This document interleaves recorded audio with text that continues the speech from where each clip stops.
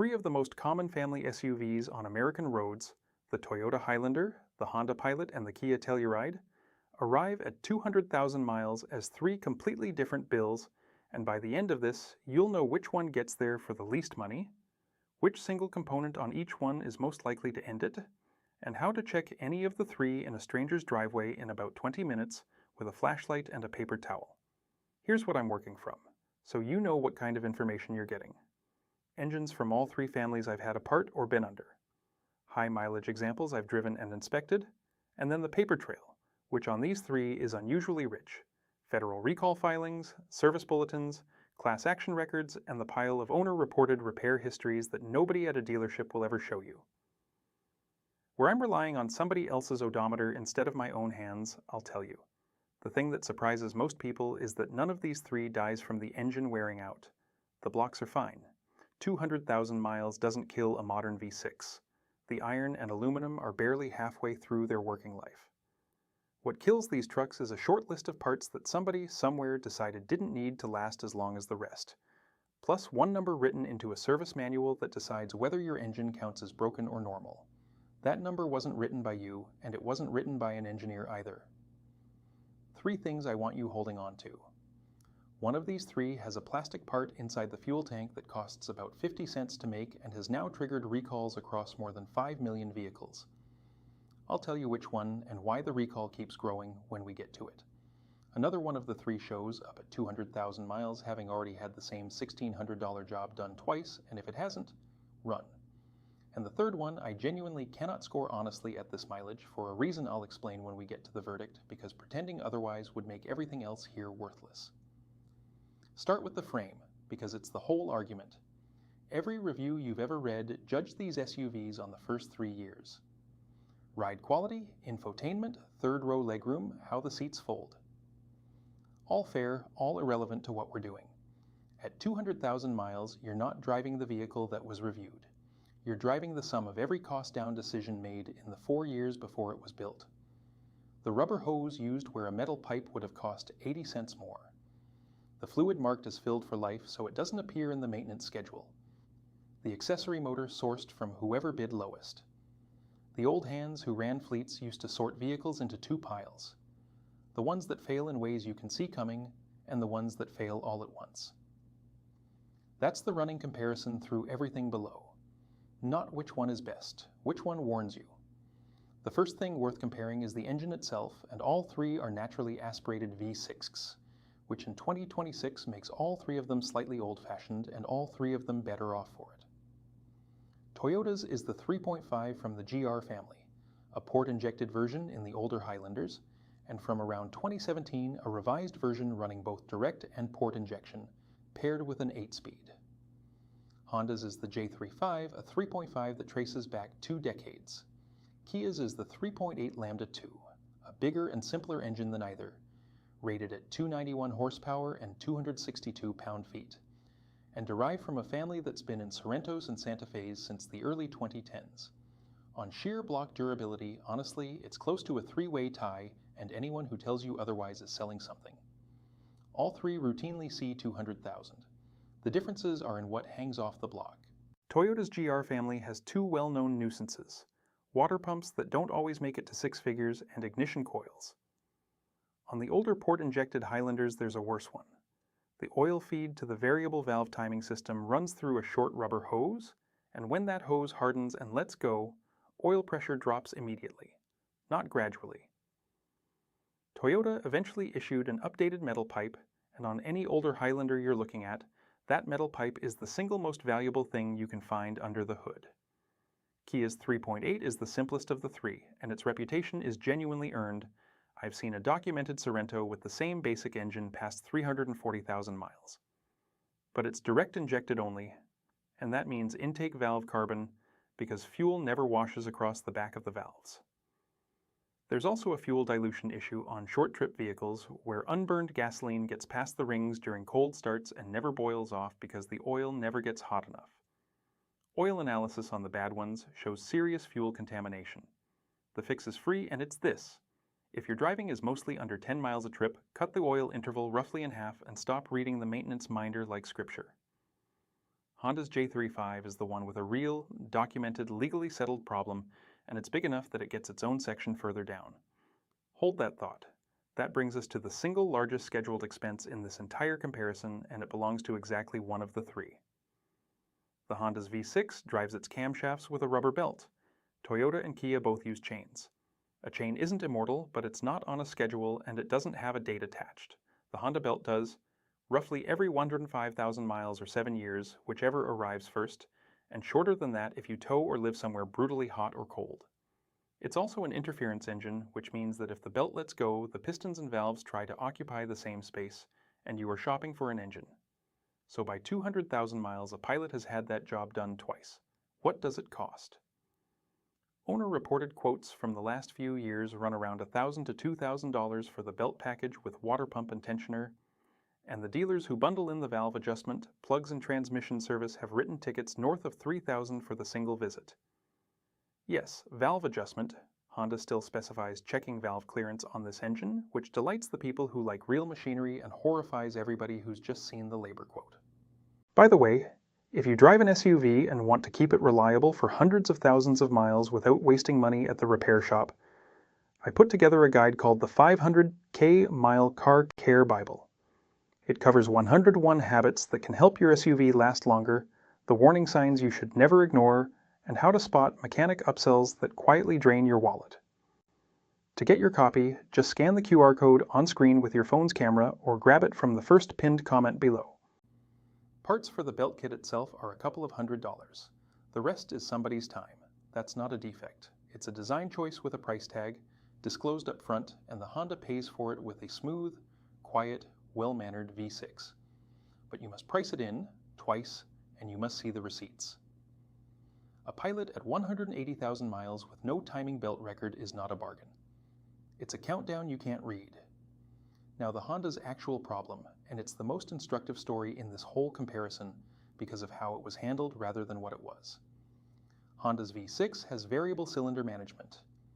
The engine shuts down cylinders under light load to save fuel. On paper it's clever. In practice, running half an engine creates a vibration the chassis was never going to swallow on its own. So Honda fitted active engine mounts, electronically controlled and fluid-filled, that generate an opposing motion to cancel it out. 28 volts, sensors, actuators, the works.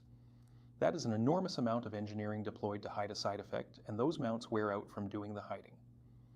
Replacement mounts run a couple $100 each for the active ones, and shop estimates for the job land in the high hundreds to well over $1,000 depending on which one failed and how buried it is.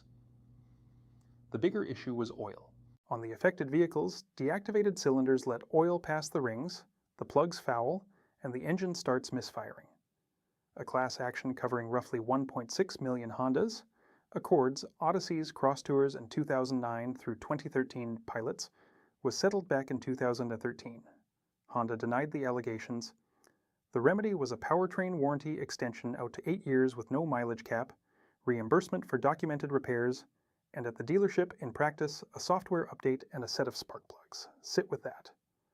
The mechanism people described was rings and oil control. The thing handed to most owners was a calibration change and new plugs. Some got the ring work, plenty were told to drive it and watch it. And a warranty measured in years on a defect that surfaces with mileage expires on a schedule that has nothing to do with how the failure actually arrives, which is exactly what one owner discovered when the misfire code finally appeared at 90,000 miles, years after the clock had run out, with a $5,000 estimate attached. Right, pattern check. Every failure so far has been a small part failing for a reason somebody understood in advance. A rubber hose in a hot place, a belt with a date on it, mounts asked to cancel a vibration that shouldn't exist. None of it is mysterious. From here it gets less forgivable because the next two involve components sold to you as sealed, serviceless, and permanent, and neither one is. And I still owe you that 50-cent part. The transmission is where these three separate hardest and where the money is. Toyota's is the least interesting, which is the highest complement available in this category. 6-speed on the older ones, 8-speed on the newer, conventional torque converter, planetary gear sets, and a fluid that Toyota would prefer you leave alone, but which any high-mileage owner should be changing anyway. There is no widespread, documented pattern of these grenading. They shudder when the fluid cooks, they get better when you replace it, they go 200,000. Honda's upper trims from 2016 got the ZF 9-speed, and that one has a file. It uses dog clutches for certain gear changes which have to be speed matched precisely before they engage. When the timing's off, you get the delayed, harsh, disconnected shifting that fills page after page of owner forums. Some early units also had a fluid warmer that could let coolant and transmission fluid mix, which contaminates one system with the other and can take out both.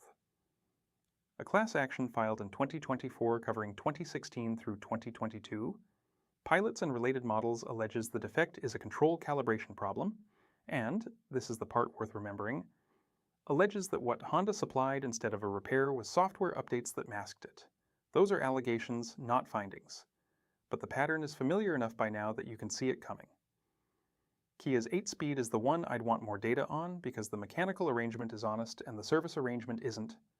Total capacity is about 7 liters. A normal drain and fill gets out 3.5, maybe 4.25. The rest is sitting in the torque converter and the passages.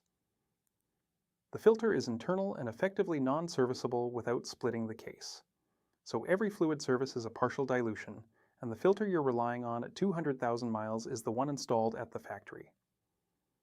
Owner reports on early Tellurides describe torque converter shutters starting around 99,000 miles and a fault code by 125,000.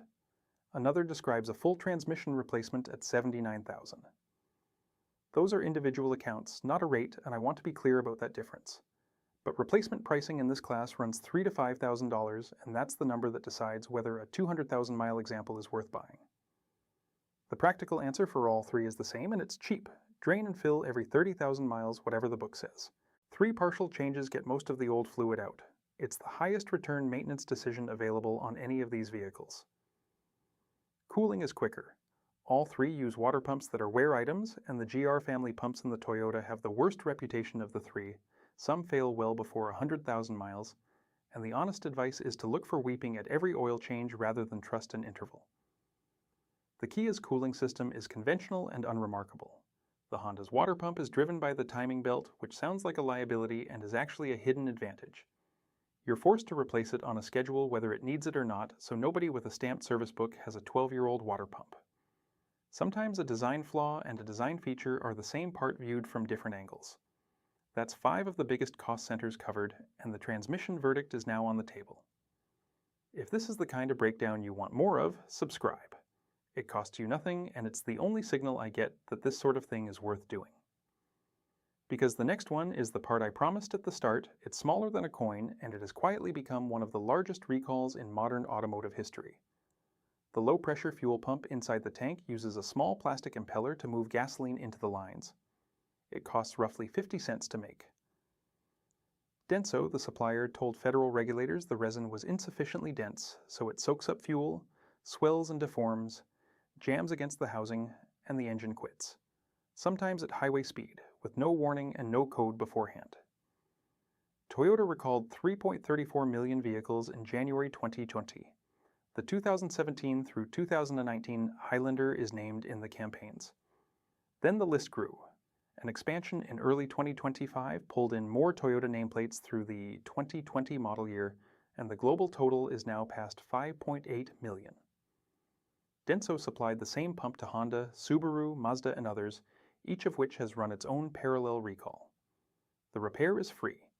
Here's why this matters more on a 200,000-mile vehicle than a new one. Recall completion rates fall off a cliff as cars change hands. The third owner of a 2018 Highlander never got the letter because the letter went to an address from 8 years ago. So the pump is a nothing burger if it's been done, and a genuine safety issue if it hasn't, and the difference between those two states is a VIN lookup that takes 90 seconds and costs nothing. Do it before you hand anyone money. Do it on the vehicle sitting in your own driveway right now, whatever it is. Brakes, bushings, wheel bearings, struts, control arm ends. All 3 roughly the same money, and all 3 are heavy enough that the front brakes wear faster than the owner expects, especially with a trailer behind. Budget for it, don't agonize over it, it doesn't decide anything. Moving on. Second pattern check, and this one changes the terrain. Up to now, every failure has been mechanical and predictable.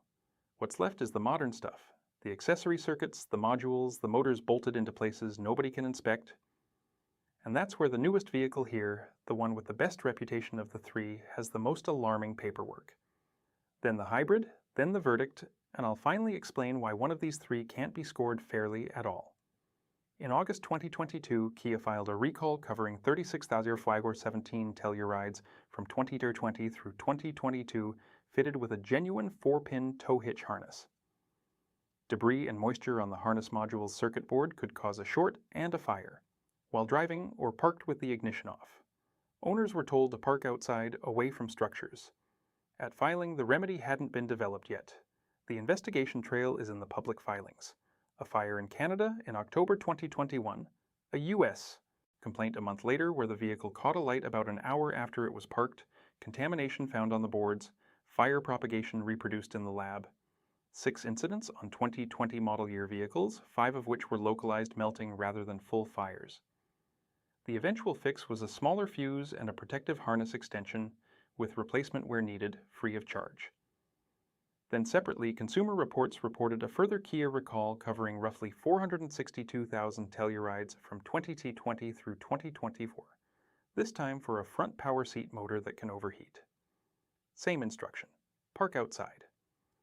I want to be careful here because it's easy to make this sound worse than it is.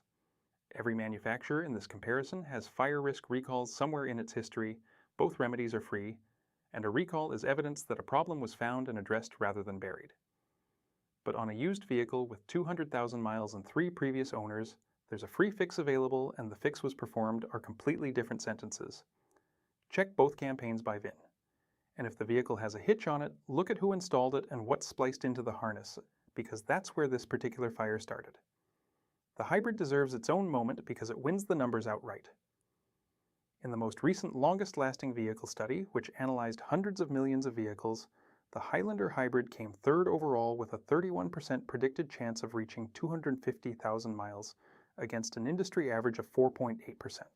That is roughly 6 times the field. It's also the counterintuitive result. The version with more components, more electronics, and a large battery is the one most likely to still be working at 250,000 miles, because the gasoline engine spends its life lightly loaded and the brakes barely wear. The obvious objection is the battery, and here the sources genuinely disagree, so I'll show you the spread rather than pick the flattering number. One repair estimator puts a Highlander Hybrid high-voltage battery replacement north of $7,000. Dealer quotes are commonly reported in the $4,000 to $6,000 range. Remanufactured packs from hybrid specialists start around $2,000 and run to about $3,300 with a warranty. I take the middle to low end as realistic, because at 200,000 miles, nobody sane is buying a dealer pack for a vehicle worth less than the repair. But I'll say plainly that I'm reasoning from what people actually do, not from a published figure, and if you get quoted $7,000 at a dealership, that quote is real too. So, what wins? On reaching 200,000 miles with the fewest catastrophic bills, the Highlander wins, and the Hybrid wins by more. It has the weakest water pump of the 3 and the fuel pump recall hanging over certain years, and both of those are cheap, known, and fixable. Nothing on it costs $5,000 by surprise. The most recent brand reliability rankings put Toyota first at 66 points, Honda 4th at 59, Kia 10th at 49, and while that's new vehicle data rather than high mileage data, it lines up with everything above. The Pilot is second, and it's a genuinely close second on chassis, interior durability, and the sheer number that make it past 200,000. It just costs the most to get there in scheduled work, and the cylinder deactivation system is a defect you're managing rather than a fault you fix. And the Telluride I cannot honestly score at this mileage, because the mileage barely exists yet. The first ones were built in 2019 for the 2020 model year. Even a hard-worked example is only now creeping toward the number in the title, and the sample of Tellurides that have genuinely been to 200,000 and back is small enough that anyone quoting you a failure rate is guessing with confidence. Everything I've said about its transmission comes from individual owners, not from a population. What I can tell you is that the engine family underneath it has a long and good record, that it holds its value better than almost anything else in the class, and that the risk is concentrated in the automatic rather than spread across the vehicle. Ask me again in 4 years and I'll have a real answer. Now the part that cost you money on all 3 and that nobody warns you about, because it isn't a failure, it's a definition. Somewhere in the warranty documentation of the vehicle in your driveway is a threshold for oil consumption, and on most of these engines it's about 1 quart per 1,000 miles. Below that number your engine is normal. Above it, your engine may have a problem. That's the whole test. Run the arithmetic because the arithmetic is the accusation. An engine sitting just inside normal burns 200 quarts of oil on the way to 200,000 miles. 50 gallons. At current synthetic prices, that's somewhere between $1,500 and $2,000 of oil poured into an engine that is officially working correctly. On top of the oil you already bought for the actual oil changes. And you have to remember to add it every 1,000 miles forever or the level drops far enough to cost you the engine, at which point the failure is yours. Notice who set the line. Not a standards body. Not you. The threshold was written by the same organization that would have to pay for the repair if your engine landed on the wrong side of it. And it sits at exactly the level where a great many engines that consume oil for design reasons come in just under. Consumer Reports documented Honda's process from the era. Consumption between 1 quart per 1,000 and 1 per 3,000 triggered more testing and higher levels of internal approval. Only above 1 quart per 1,000 did the piston ring rebuild happen. Kia owners have been told by dealers, in writing and in person, that a quart every 1,000 miles is within specification and therefore normal. One owner reported being told the vehicle would need to burn 3 quarts in 1,000 miles before anyone would look at it. Honda's own documents from that period describe sticking rings causing high oil consumption, and the remedy offered to most people was a software change and a set of plugs. And look at how the test is administered. You get an oil consumption test. They change the oil, seal the drain plug and the fill cap, and send you away to drive until the low oil light comes on. Then you drive back. It's covered if they find a problem, and if they don't, you may be paying for the privilege of proving your own engine is fine. You supply the miles, the time, and the risk. They supply the ruler. They wrote the ruler. That's the trick, and it's the same trick everywhere once you've seen it. Nobody lied to you. Nobody sold you a defective engine. Somebody simply chose where the line goes between broken and normal, chose it in a room you weren't in, and now the difference between those two words is $2,000 of oil that comes out of your pocket instead of theirs. The word normal did all the work. You can't move the line. What you can do is stop treating it as a fact about engines and start treating it as what it is, a budget decision made by an accountant wearing the clothes of an engineering specification. Measure your own consumption, know your own number, and price the vehicle accordingly. An engine that uses a quart every 1,000 miles is not a normal engine. It's an engine that costs an extra $1,000 a year to run, and now you know that before you buy it rather than after. Step back from all three of these for a second. What separates a vehicle that reaches 200,000 miles from one that doesn't isn't a badge, and it isn't a country, and it certainly isn't whatever the review said in year one. It's a few hundred small decisions made years before the thing was built about whether a part should be adequate or generous. Rubber or steel. Serviceable or sealed. A filter you can reach or one behind a case that has to be split. None of those decisions is visible in a showroom, and every one of them is visible at 180,000 miles. Which means the useful skill here isn't loyalty to a manufacturer. It's judgment. The ability to look at a machine and read what its designers were worried about and what they weren't. You get that from being under things, from asking why a part is where it is, from noticing when the answer is because it was cheaper, rather than because it works better. It's the same skill an old carpenter uses on a staircase or a plumber uses on somebody else's pipework. Nobody can hand it to you, but every vehicle you get under teaches you a little of it, and the ones that fail teach you the most, which is the only compensation failure offers. So here's how you use all of this on an actual vehicle, in order. Run the VIN through the Federal Recall database before anything else. Free, 90 seconds, and it tells you whether the fuel pump and the fire risk campaigns were completed or ignored. Open incomplete recalls on a used vehicle are not a deal breaker, they're a free appointment. Unknown status is the problem. Second service records and specifically 2 items. On a Pilot, the timing belt, twice by this mileage with dates. On any of the 3 transmission fluid changes. No transmission records on a 200,000 mile vehicle means the fluid in there is original and you should assume the converter is on borrowed time. Third, the 20-minute driveway check. Cold engine, pull the dipstick, wipe it, read the level and the smell. Fuel in the oil is unmistakable once you've smelled it. Flashlight along the front of the engine looking for the dried crust that says a water pump has been weeping. Same flashlight on the oil cooler lines on an older Highlander. Metal pipe good. Original rubber hose is a bargaining chip.